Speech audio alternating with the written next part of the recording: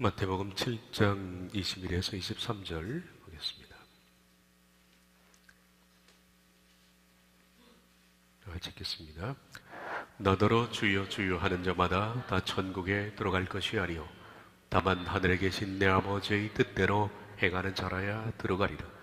그날에 많은 사람이 나더러 이르되 주여 주여 우리가 주의 이름으로 선지자 노릇하며 주의 이름으로 귀신을 쫓아내며 주의 이름으로 많은 권능을 행하지 아니하였나이까 하리니 그때 내가 그들에게 밝히 말하되 내가 너희를 도무지 알지 못하니 불법을 행하는 자들아 내게서 떠나가라 하리라.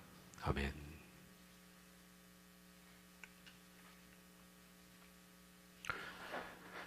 나이가 좀 든 교인들이라면 현신의 권사를 모르시는 분은 없을 겁니다. 1960년대부터 시작해서 1970년대, 80년 초까지 아주 왕성하게 활동을 했던 분입니다. 현신의 권사 하면 떠오르는 아이콘이 신유입니다. 그 당시에는 가난해서 병원 찾기도 힘든 시절이었는데 한국교회에 신유의 불길을 일으켰던 분이 현신의 권사입니다. 제가 신학교에 입학했던 1980년도 초반 당시에도 이분은 용산에서 정기적인 집회를 한 적이 있었고 제가 집안일로 한번 그분을 찾아뵌 적이 있습니다. 저희 집안에 귀한 도움을 줬던 장로님이 병환으로 이곳에 계시는 바람에 한번 찾아가서 그 현장을 본 적이 있습니다. 그로부터 얼마 후였을까 길지 않은 시간에 한 줄 기사와 함께 이분이 졸지에 사라져버렸습니다. 갑자기 사라진 겁니다. 그 기사는 이런 기사였습니다. 충현교회 북한선교원에 현신의 권사 30억 원을 기증한다는 얘기입니다. 이 당시에 30억 원이면 엄청난 돈이죠. 질병치료를 통한 선교사업으로 널리 알려진 현신의 권사가 30억 원을 충현교회 김창희 목사 북한 선교원에 기증했다. 서울 용산구 신해복음 선교회를 이끌어온 현 권사는 고의가 넘은 나이에 자신의 일생을 정리하기 위해서 지금까지 갖고 온 신해복음 선교회 등 전국 세 곳의 교회 대지를 이번에 기증하게 된 것이다. 현 권사는 평소 이북 공산주의 체제 하에서 씨름하는 동포들을 위한 북한 선교 사업에 큰 관심을 보여왔다. 이런 짤막한 기사였습니다. 이 기사를 보고서 어떻게 그렇게 물길 같은 사역을 했던 분이 갑자기 사라질 수 있을까라는 궁금증이 있었습니다. 저는 그 후에 그분에 대한 소문을 그냥 소문으로 들었습니다. 그 소문은 그분이 어느 날 두려운 꿈을 꿨는데 그 꿈이 너무나 두려워서 모든 것을 다 정리하고 그냥 떠났다는 얘기입니다. 얼마나 두려웠기에 도대체 그 꿈이 뭐길래 그가 그랬을까 하는 궁금증이 있었죠. 그런데 그분이 꿈을 꾼 것이 아니라 임사체험을 했다. 임사체험이라는 것은 직접 죽어서 어떤 경험을 하는 거죠. 죽었다가 살아난 사람을 가르쳐서 임사체험자라 그럽니다. 좀 흔치는 않은 일입니다. 아주 드문 일이지만 가끔 우리 주변에는 의사가 사망 선고를 내렸지만은 기적적으로 다시 소생한 사람이 있습니다. 임사체험자라 그렇게 부르죠. 이분이 꿈을 꾼 것이 아니라 직접 죽었던 겁니다. 죽고 어떤 그가 겪었던 경험 때문에 30억 원을 그냥 다 내려놓고 미국으로 그냥 가버렸다. 하루아침에 사역을 접고. 그랬다는 것을 만 것은 그다지 오랜 시간이 아니었습니다. 그분에 대한 간증은 다음과 같이 나와 있었습니다. 그분이 죽어서 예수를 만났겠죠. 그래서 예수님께서 자기를 모르느냐고 물어봤다. 예수님은 모른다고 하였다.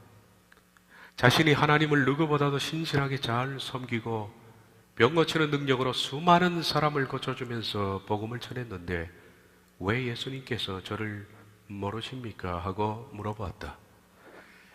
예수님께서는 너는 내 능력을 가지고 네 장사를 하였지 언제 나에게 영광을 돌리고 나의 일을 하였느냐고 반문하셨다고 한다.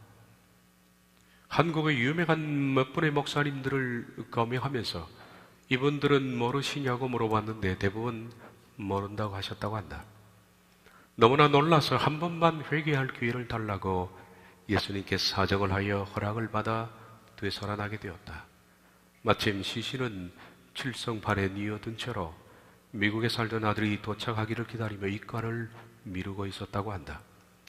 살아나서는 그동안 병고침을 받은 사람들이 자신에게 헌금한 것을 모아둔 것이 수십억이 있었는데 그것을 전에 모 선교단체에 헌금하고 예수님께 물어보았을 때 모른다고 하셨던 그 목사님들을 찾아다니면서 예수님께서 모른다고 하시더라고 회개하라고 전해주었다고 한다.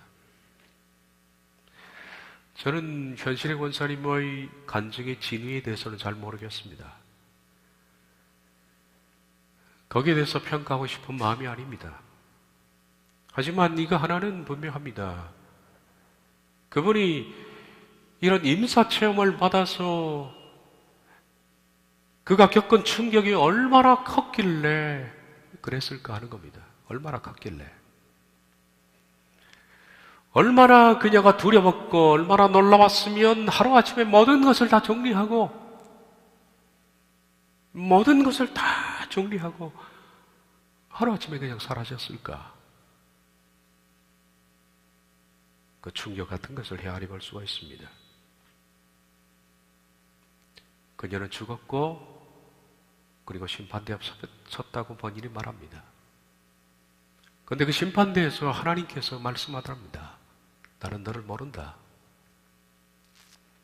한 그 유명한 목사들의 이름을 거론하면서 이분들을 아느냐? 제가 알기로는 세 분인데 예수님도 말씀하기를 그분들도 모르겠다. 우리들은 현실의 권사와 같은 상황에 처할 수많은 사람들의 얘기를 잘 알고 있습니다.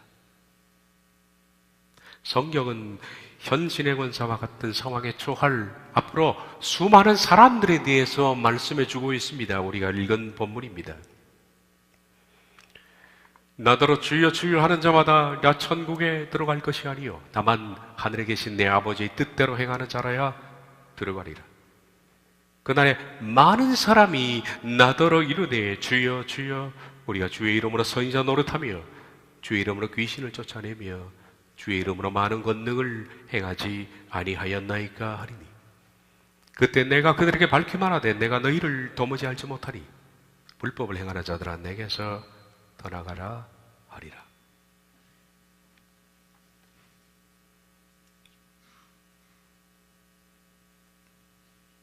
이것은 실제입니다. 그리고 실제로 여러분들이 곧 만날 일입니다. 목도할 일이며 겪을 일들입니다.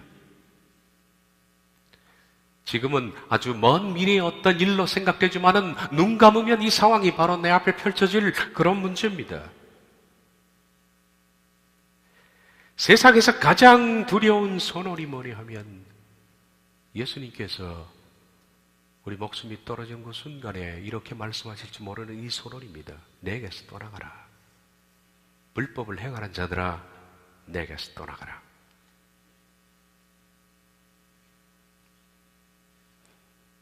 떠나가라는 아포코레오는 설명하자면 다른 장소에 가서 어떤 벌을 받으라는 뜻입니다. 그래서 제가 예전에 의역을 한 적이 있습니다. 지옥으로 꺼져라. 그렇게 의역을 해도 무방한 단어입니다. 세상에서 가장 두려운 선언입니다. 가장 무서운 선언입니다. 모골이 속렬한 선언입니다. 어쩌면 많은 사람들이 이 말씀을 읽으면서 이렇게 스스로 위로할지도 모르겠습니다. 나는 아니야. 나는 절대 아니야. 나는 저들에 해당되지는 않아. 저는 어떤 특수한 사람들일 거야. 나는 아니야. 저도 정말 그랬으면 좋겠습니다. 아니기를 바랍니다. 정말 우리 가운데 어떤 누구도 여기 저들 가운데 한 사람이 아니기를 바랍니다. 그건 너무나 두려운 일이니까. 너무나 겁나는 일이니까. 그렇다면 여기 있는 이 사람들은 도대체 누구이길래 세상에서 가장 두려운 판결을 받아야만 했을까?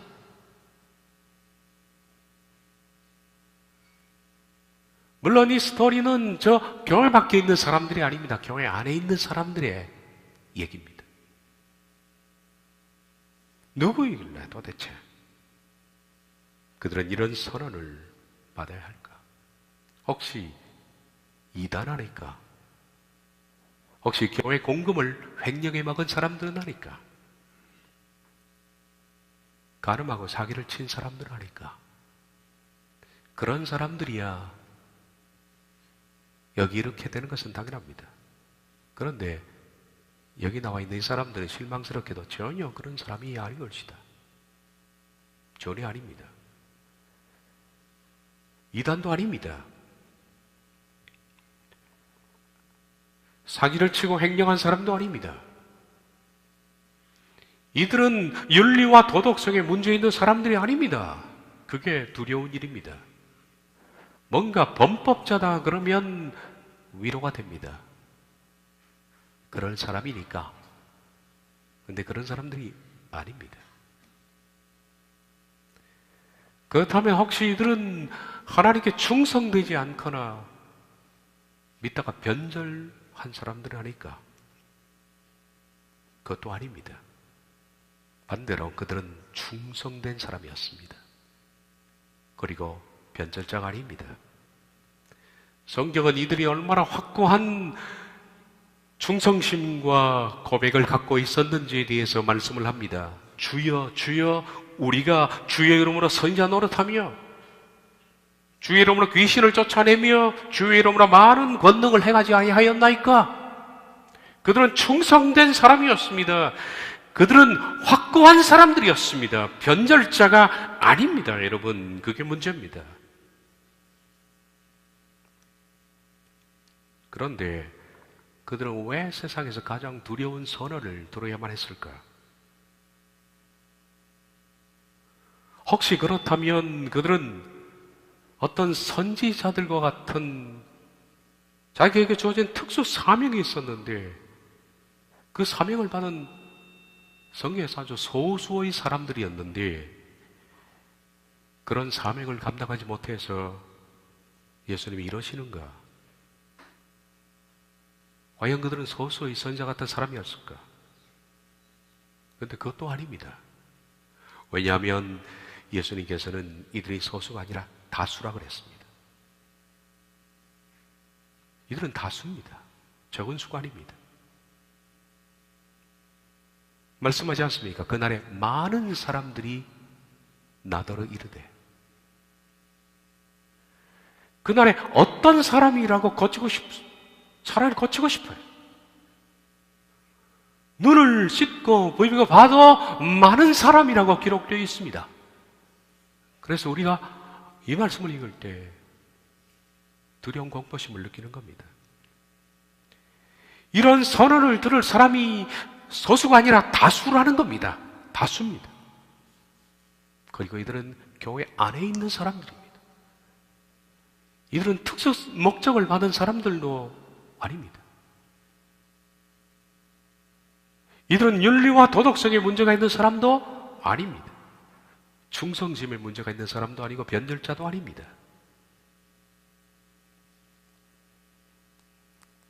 교회 안에 있는 다수들입니다. 어쩌면 우리 교회의 다수일 수도 있습니다. 한평생 목회 일만 해온 목사를 비롯해서 성실하게 교회 생활을 해왔던 바로 여러분들이 그 충격적인 선언의 대상자일 수가 있다는 겁니다. 물론 아니고 싶습니다만은 피할 수가 없는 부분. 도대체 뭐가 문제길래 예수님께서 이렇게 무서운 선언을 내리시는가? 이 두려운 선언에는 분명한 이유가 있습니다. 다시 말해서 그들이 어떤 문제 때문에 이런 선언을 받게 된 겁니다. 그 문제는 뭐냐면 불법을 행했기 때문입니다. 그게 이들의 문제입니다.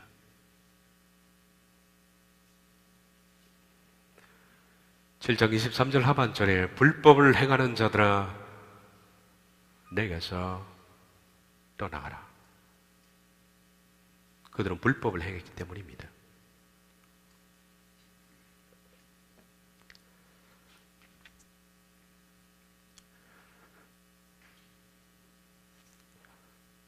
이 불법을 행하는 사람들은 다수라는 얘기입니다.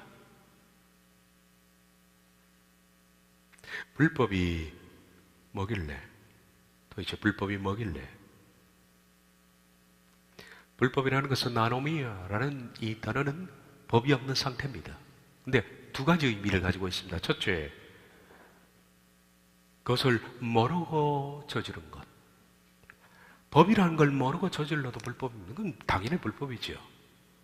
법인지 몰랐습니다.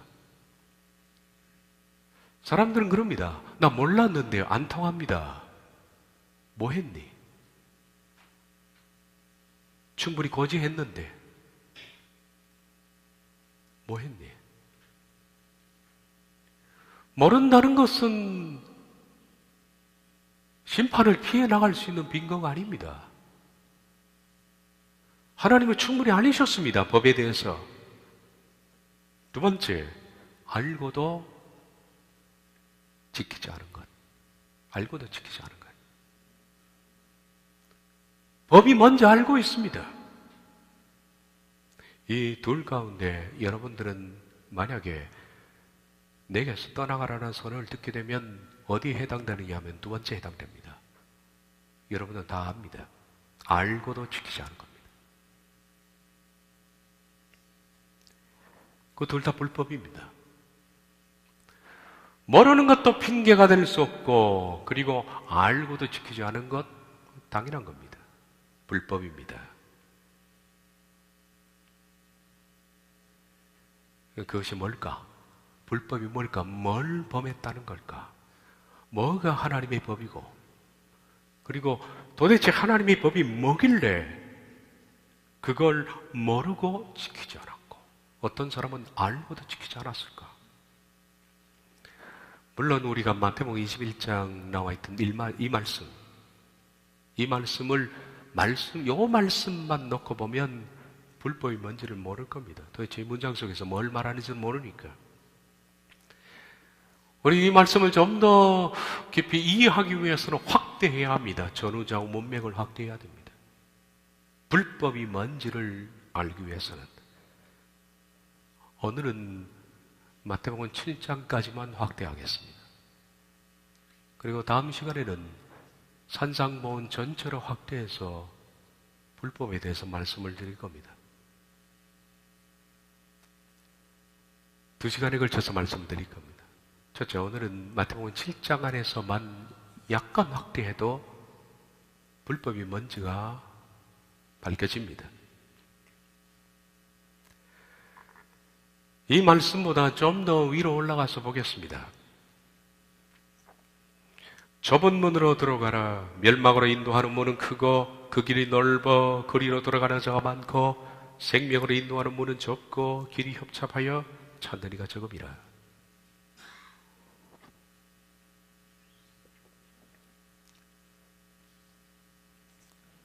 우리가 본문에 읽었던 말씀보다 몇 절 앞서 나와 있는 말씀입니다. 앞서 우리가 그랬습니다. 그날에 많은 사람들이 나더러 이르되, 불법을 행하는 사람들은 다수라는 얘기입니다. 적은 수가 아닙니다. 다수입니다. 모르고서 하든지 알고서 행하지 않든지 불법을 행하는 사람은 상당히 많은 다수입니다. 그런데 이 말씀 이전에 예수님께서 말씀하십니다. 여기서 다수입니다. 불법을 행하는 사람들은 대다수가 가는 길이 넓은 문, 넓은 길입니다. 다수입니다. 교회 안에서 불법을 행하는 사람들이 소수가 아니라 너무나 많은 수라는 겁니다. 너무나 많은 수가 넓은 문으로 들어갑니다. 넓은 문을 열면 아주 넓은 길이 나오는데 수많은 사람들이 그 길로 들어갑니다. 이유가 뭘까요? 쉽기 때문에 그렇습니다. 너무 쉽기 때문에. 아무런 신경도 쓰지 않고 개의치 않고 그냥 들어가기 쉽고 걸어가기 쉽고 그래서 수많은 사람들이 그 길을 들어갑니다. 그러나 법을 따르고 사는 사람들은 수가 적습니다. 불법을 행하는 사람들은 다수입니다. 그러나 법을 지키는 사람은 수가 적습니다. 그 말씀이 오늘 이 말씀으로 보면 그래서 법을 지키고 사는 사람들은 들어가는 문이 아주 좁습니다. 좁은 문입니다. 그리고 문을 열고 들어가면 좁은 길이 나오는데 그 길을 걸어가는 것이 힘든 것이 이유가 뭐냐 하면 좁고 길이 협잡하기 때문이다. 그래서 찾는 이가 적다라고 말합니다.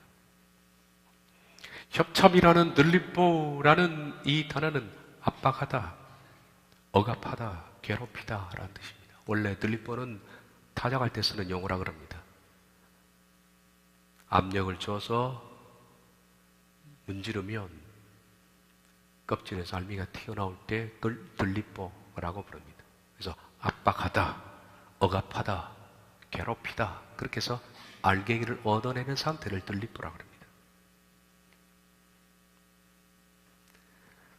많은 사람들이 이 길을 가지 않는 이유는 극히 소수가 가는 이유는 이 길은 늘립보 굉장히 압박이 세고 억압이 세고 괴롭기 때문입니다. 법을 따르는 길은 편하지가 않습니다. 법이 아직 뭔지는 모르죠. 아직 모르겠습니다는 법을 따르는 길은 상당히 불편합니다. 법을 따라가는 길은 상당히 압박감이 심하고 괴로움이 심합니다. 그래서 이 길을 가리는 사람은 적습니다. 그렇지만 예수님께서 말씀합니다. 좁은 문으로 들어가라. 그 길은 좁고 압박감이 심하지만은 그래서 그 길을 가는 사람들은 적지만은 그 길의 끝에는 생명의 길이 있느니라 라고 말씀합니다. 아직 우리는 불법이 뭔지를 정확하게 지금 말씀하지 않았습니다만은 이상에서 봤던 말씀을 가지고서 다음과 같이 정리할 수 있습니다. 불법은 대부분의 사람들이 가고 있다. 대부분의 사람들이 가고 있는 길이 불법이다. 두 번째, 그 길은 넓고 가기가 쉽다. 너무 쉽다. 부담이 없다. 그러나 그 길을 따라가면 멸망으로 인도되게 되어 있다. 그러나 세 번째, 법을 지키는 사람들은 소수다. 아주 적은 수다. 그들이 걷는 길은 좁다. 그리고 협잡하다. 너무 압박감이, 부담감이, 괴로움이 심하기 때문이다. 그래서 사람들이 그 길을 가려고 하지 않는다. 그러나 그 길의 끝에는 생명으로 입도되어 있다. 연결되어 있다. 수많은 사람들이 그러나 넓은 길로 간다. 주께서 말씀하실 것이다. 불법을 행하는 자들아, 내게서 떠나가라. 예수님께서 이 말씀을 하신 뒤에 다음에 이어지는 15절 말씀을 보면 조금씩 불법의 진위가 드러납니다. 15절을 보면 이와 같이 말씀이 시작됩니다. 거짓 선지자들을 삼가라. 양의 옷을 입고 너희에게 나오나 속에는 노략질하는 일이라. 이 거짓 선지자들은 수많은 사람들을 속인 사람들입니다. 이 땅에 사는 동안에는 이 사람들의 말이 참이라고 많은 사람들이 따랐습니다. 그런데 결국 이 사람들은 거짓이었고 이 사람들을 따르는 수많은 사람들이 넓은 길, 넓은 문으로 와서 멸망으로 빠진 겁니다. 여기 거짓 선지자는 우리가 처음 봤던 그 본문에 나오는 불법을 행하는 바로 그 선지자들이었습니다. 그날에 많은 사람들이 나더러 이르되 주여 주여 우리가 주의 이름으로 선지자 노릇하며 주의 이름으로 귀신을 쫓아내며 주의 이름으로 많은 권능을 행하지 아니하였나이까 하는 바로 그 사람, 주의 이름으로 선지자 노릇하며 하는 그 거짓 선지자들, 이 땅에 사는 동안에는 참이라고 생각했던 그 사람.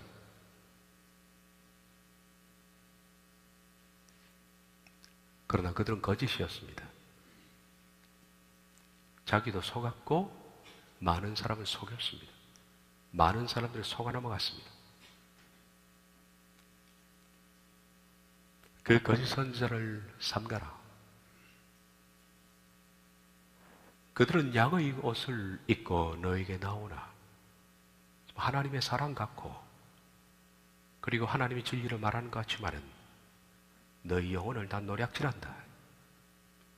이들에게 속아 넘어간, 이들을 포함해서 이들에게 속아는 수많은 사람들이, 그날에 많은 사람들이 나에게 와서 다 넘어간 사람들입니다.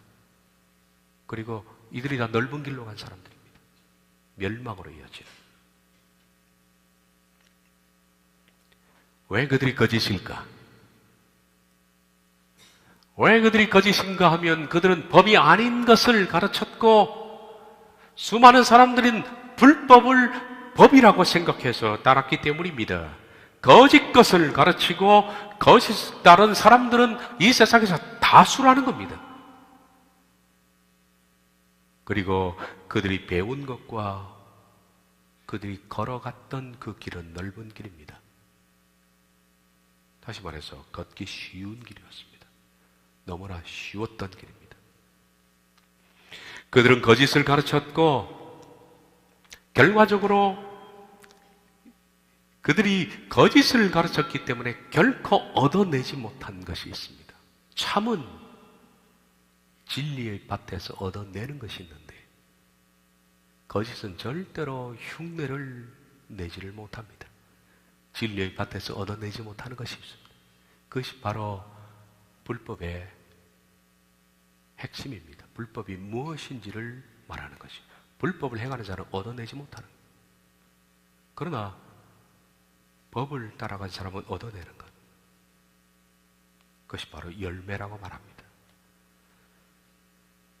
그들의 열매로 그들을 알지니 가시나무에서 포도를 또는 엉겅퀴에서 무화과를 따겠느냐. 이와 같이 좋은 나무마다 아름다운 열매를 맺고 못된 나무가 나쁜 열매를 맺나니 좋은 나무가 나쁜 열매를 맺을 수 없고 못된 나무가 아름다운 열매를 맺을 수 없느니라. 아름다운 열매를 맺지 아니하는 자마다 나무마다 지켜 불에 던져지느니라. 열매입니다. 불법을 가르치는 거짓 선지자들과 그들을 배워서 따라가는 다수의 사람들은 넓은 문을 통해서 넓은 길로 걸어가는 사람들인데 이들은 결코 열매를 맺지 못할 것이다 라고 말합니다.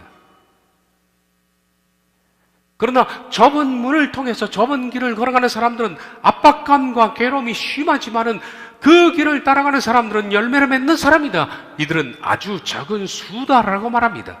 다시 말해서 여기서 불법이라는 것은 열매와 관련이 있는 일입니다. 열매와 관련이 있는 일입니다. 불법이라는 것은 무엇을 가르친 것이냐 하면 열매가 복음 구원에 있어서 중요한 것은 아니다라고 가르친 사람들이 불법입니다. 구원에 있어서 열매는 중요하지 않다. 불법은 이렇게 말합니다. 열매는 구원을 결정짓는 문제가 아니다. 라고 가르친 자들이 거짓 선지자며 그들의 말을 듣고 너무 쉽기 때문에 이거에 너무 쉽기 때문에 그냥 그렇게 신앙생활을 했던 사람들이 결국 열매를 맺지 못해서 그들이 걸어갔던 넓은 문 끝에 지옥의 문이 연결되어 있는 겁니다. 열매를 맺는 일은 좁은 길을 걸어가는 사람들이 그 길은 협잡하다라고 하는 것처럼 대단히 그 길은 협잡합니다. 어려운 일입니다. 들립보, 압박감이 심하고 괴로움이 큽니다. 그 길을 걷는 사람들은 늘 압박감 속에 삽니다. 열매를 맺어야 되겠다는 압박감, 열매를 맺지 못하면 그 고통, 열매를 맺기 위해서 수없이 자기를 쳐서 복종시키면서 압박감이 힘이 많고 괴롭기 때문입니다. 넓은 길로 가는 것은 쉬운 게 이런 중압감과 압박감이 전혀 없습니다. 그냥 적당히 신앙을 엔조이하면 됩니다. 엔조이하면 됩니다.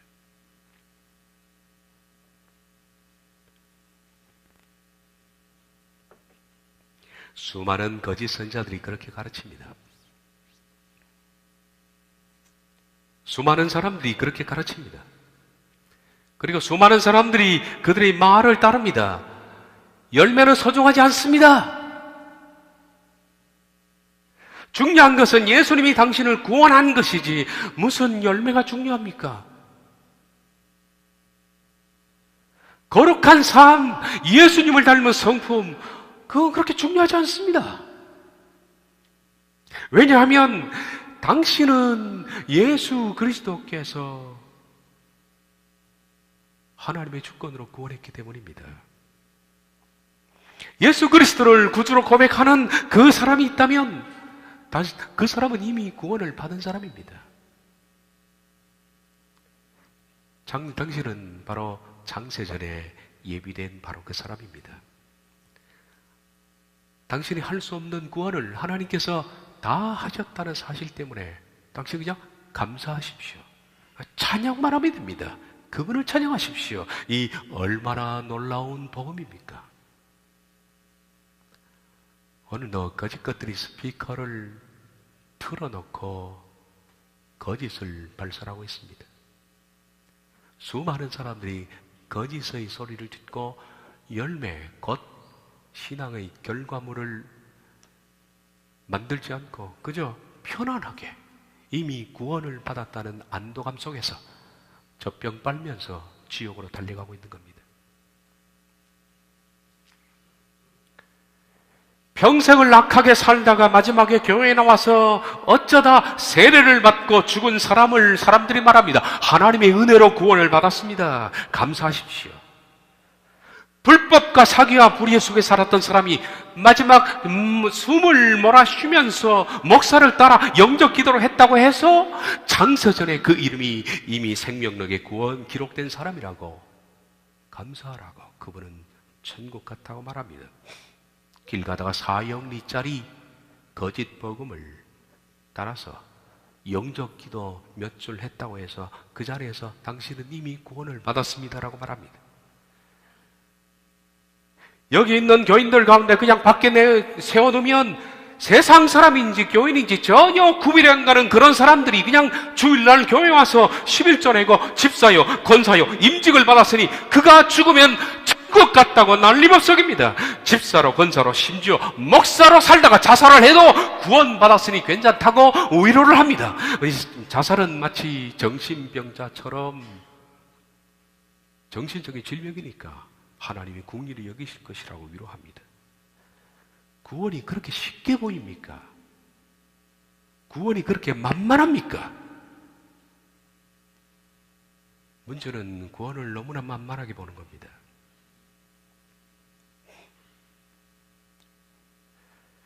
인간의 모든 죄들을 심판하실 만큼 하나님은 죄에 대해서 아주 민감하신 분입니다. 하나님은 죄를 절대로 용납하지 않는 분입니다. 그런 하나님께서 이 엄중한 구원을 그렇게 만만하게 처리하실 줄로 생각하십니까? 열매를 맺지 못하는 나무마다 찍어 불에 던진다고 하신 예수님께서 말씀하신 구원이 그렇게 단순한 것 아닙니다.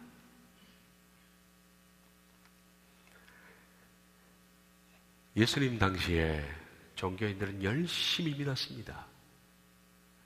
우리 가운데도 바리새인의 의를 따라갈 사람이 별로 없습니다. 예수님께도 말씀하셨죠?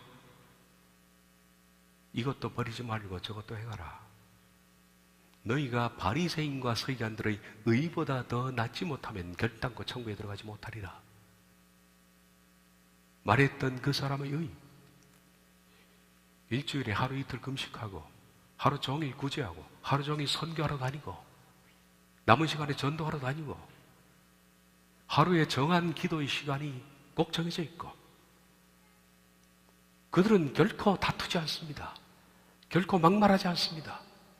속은 어째도 밖은 거룩하게 위장하고 다녔습니다. 사람들 다 존중하고 다녔어요. 그런 바리새인들에게 예수님께서 이렇게 말씀했습니다. 화 있을진정 외식하는 서기관들과 바리새인들이여, 잔과 대접의 겉은 깨끗하게 하되 그 안에는 방탕과 탐욕으로 가득한도다. 눈먼 바리새인들이여, 너는 먼저 안을 깨끗이 하라. 그리하면 겉도 깨끗하리라. 화 있을진정 외식하는 서기관들과 바리새인들이여, 회칠한 무덤 같으니 겉으로는 아름답게 보이나 그 안에는 죽은 사람의 뼈와 모든 더러운 것들이 가득하도다. 이와 같이 너희도 겉으로는 사람에게 옳게 보이되 안으로는 외식과 불법이 가득하도다. 뱀들아, 독사의 새끼들아, 너희가 어찌 지옥의 판결을 피하겠느냐? 라고 말했던 이 엄중한 구원이 그렇게 만만하게 보입니까? 그냥 어찌어찌 살다 보면 구원 받겠지라고 생각하십니까? 그러기에는 우리가 읽은 이 말씀은 너무나 큰 겁니다. 성경은 구원을 받을 이들이 소수라고 말합니다. 그러나 거짓 선자들 말합니다. 다수입니다. 고백만 하면 다 됩니다. 다수입니다. 그 거짓 선자에게 속아 넘어가서 그 길을, 넓은 길을 간 수많은 사람들이 열매를 맺지 못합니다. 다수입니다. 수많은 사람들이 심판대에서 말합니다. 주여, 주여. 성경은 엄중히 말합니다. 열매 맺지 아니하는 나무마다 찢겨 불에 던져지리라.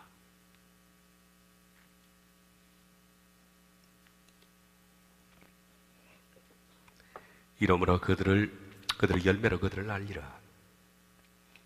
알리라라는 에피크노세스, 정확하게 할 것이다. 이러므로 그들의 열매로 내가 그들을 정확하게 한다. 열매는 신앙의 결과물입니다. 농사하면 맨 마지막에 걷는 열매란 신앙의 결과물입니다. 열매란 것, 예수님을 닮은 성품을 말합니다.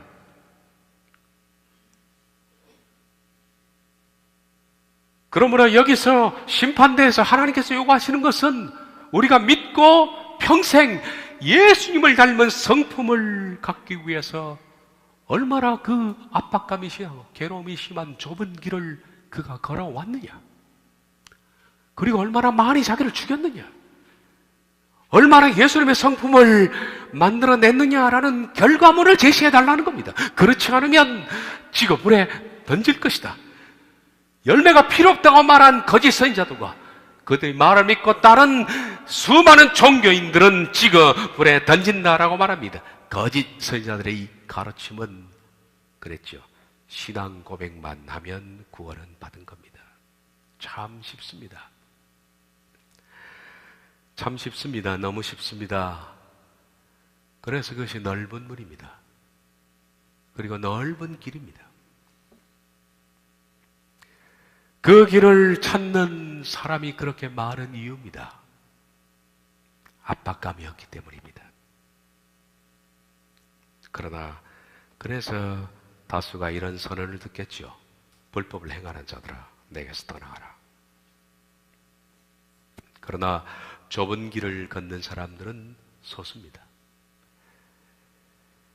그들은 살아가는 동안에, 신앙생활 동안에 열매를 맺어야 한다는 그 압박감, 중압감 때문에 그 길은 협잡하여 눌리고 그 길은 압박감이 심하고 괴로움이 심한 겁니다. 마치 껍질에서 분리해서 알맹이를 수출해내는 것처럼 내 옛 사람을 벗겨내고 그 속에서 하나님의 성품을 빚어내는 것은 쉬운 일이 아닙니다. 순교보다 어려운 겁니다, 여러분. 이것이 순교는 순간적으로 각오하면 할 수 있습니다. 자아가 죽는 것은 순교보다 훨씬 더 어려운 일입니다. 말 한마디에도 벌벌 떱니다.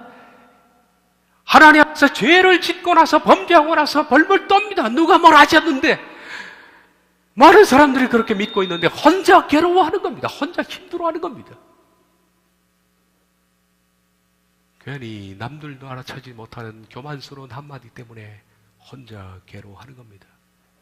바람에 이른 잎새도 괴로운 것처럼 괴로운 겁니다. 바로 길을 걷는다는 것은 참 괴로운 겁니다. 자신을 살펴서 매일 자기를 쳐서 걱정시키고 매일 옛자아를 죽이는 것은 어려운 일입니다. 너무 압박감이 심하고 너무 괴로움이 심하고 좀 편안하게 믿고 싶어요. 이런 압박감 없이 그냥 편안하게 종교를 즐기고 싶습니다. 매일 자아를 쳐서 걱정시키고 옛사람은 십자가에 못 박으느니 왜 우리가 이런 압박감 속에 시달려 살아야 합니까? 그러나 매일 죽음에 이르는 경건으로 그것이 조금씩 변화되어 마침내 그리스도를 닮은 성품의 열매로 맺어 나가는 그 인생의 전 과정, 그 힘든 과정을 거쳐온 사람들, 좁은 문으로 들어가라. 그 길은 좁고 협잡하여 찾는 이가 적으나 생명으로 들어가는 길이니라. 이런 사람들이 소수입니다. 이런 사람들이 소수입니다. 이러므로 그들의 열매로 그들을 알리라. 나더러 주여 주여 하는 자마다 다 천국에 들어갈 것이 아니요. 열매 없는 사람들이 그렇게 부르짖습니다. 주여 주여. 열매 없는 사람도 말합니다. 주여, 우리가 주의 이름으로 선지자 노릇하며 주의 이름으로 귀신을 쫓아내며 많은 권능을 행치 않았습니까? 열매가 없이도 주의 이름으로 설교하고 귀신도 쫓아내고 권능도 행할 수 있습니다. 주께서 말씀합니다. 그때 내가 그들에게 밝히 말하되 내가 너희를 도무지 알지 못하노니 불법을 행하는 자들아, 열매 맺는 그것이 구원을 받는 것임을 모르는 사람을 포함해서 알고도 맺지 못한 사람들, 내게서 떠나가라. 지옥으로 꺼져라. 불법을 행하는 다수는 말씀을 듣고 구원을 받았다고 확신하는 사람들입니다. 그러나 법을 따르는 사람들은 말씀을 듣고 자기를 죽여가며 거룩함의 열매를 맺어가는 사람들입니다. 여러분들은 어느 쪽에 지금 서 있는 사람들입니까? 열매를 맺어가는 사람들입니까? 아니면 열매 없이 그냥 사는 사람들입니까? 우리 하늘사랑교회 교우들이 만약에 이 심판을 받는다면 두 번째 해당은 알고도 행하지 않은 사람. 그것은 바로 여러분에게 달린 겁니다. 저도 제가 할 말은 이까지입니다. 그건 여러분이 달린 겁니다. 그 다음부터는 저와 여러분들이 그 길을 가야 할 문제만 남은 겁니다. 이 말씀에 이어서 예수님께서 이렇게 말씀하셨습니다. 그러므로 누구든지 나의 이 말을 듣고 행하는 자는, 말씀을 듣고 그것을 진짜 열매를 맺는 삶으로 행하는 사람, 그는 집을 반석 위에 지은 지혜로운 사람 같으니 비가 내리고 창수가 나고 바람이 불어 그 집에 부딪히되 무너지지 아니하나니. 주추를 반석에 놓은 까닭이요. 나의 이 말을 듣고 행하지 아니하는 자는 그 집을 모래 위에 지은 어리석은 사람 같으리니 비가 내리고 창수가 나고 바람이 불어 그 집에 부딪혀 침에 무너져 그 무너짐이 심하니라. 처음에 제가 소개했던 현신의 권서의 간증을 우린 조금 이해할 수 있을 것 같습니다. 이 간증을 한 본인 당사자는 지금 세상을 떠났지만은 그는 어디에 가 있는지 모르겠습니다. 그녀가 왜 그랬는지 조금 이해가 됩니다. 열매였습니다. 그래서 예수님께 자기를 모르느냐고 물어보았다. 예수님은 모른다고 했다. 현실의 권세는 열매가 없었던 거예요. 자신이 하나님을 느그보다도 신실하게 잘 섬기고 병 고치는 능력으로 수많은 사람을 고쳐주면서 복음을 전했는데 왜 예수님께서 저를 모르십니까? 하고 물어봤다. 예수님께서는 너 내 능력을 가지고 네 장사를 하였지 언제 나에게 영광을 돌리고 나의 일을 하였느냐고 반문하셨다고 한다. 한국의 유명한 몇 분의 목사님들을 교묘하면서 이분들은 모르시느냐고 물어봤는데 대부분 모른다고 하였다. 너무나 놀라서 한 번만 회개할 기회를 달라고 예수님께 사정을 하여 허락을 받아 되살아나게 되었다. 마침 지시는 칠성팔이 뉘어둔 채로 미국에 살던 아들이 도착하기를 기다리며 입관을 미루고 있었다고 한다. 살아나서는 그동안 병고침 받은 사람들이 자신에게 헌금한 것을 모아둔 것이 수십억인 그것을 전액 선교단체에 헌금하고 예수님께 물어봤을 때 모른다고 하셨던 그 목사님들을 찾아다니며 예수님께서 모른다고 하시더라 회개하라고 전해주었다고 한다. 세 사람에게 말을 했는데 이 세 사람 다 말을 안 들었습니다. 한 사람은 여전히 지금 여자 문제와 여전히 돈 문제로 세상의 조롱거리가 되어 있고 한 사람은 신사참배의 문제로 또 한 사람은 세습을 했던 사람입니다. 그녀가 왜 그렇게 두려워했는지 여러분들도 답을 내려줘야 합니다. 그날에 떨지 않으려면, 그날에 등줄기에서 식은땀이 흐르지 않으려면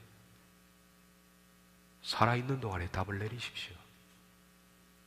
저는 저의 길을 갈 것이고 여러분도 여러분의 길을 가야 합니다. 기도하겠습니다.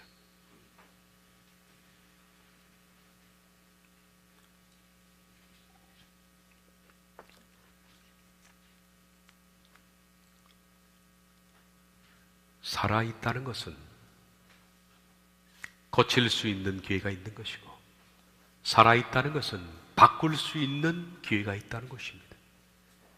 기회를 놓치지 말게 해 주옵소서. 이 말씀에 대한 답을 살아가는 동안에 내려야 되겠습니다. 주님, 우리를 긍휼히 여겨 주옵소서. 예수님의 이름으로 기도하옵나이다.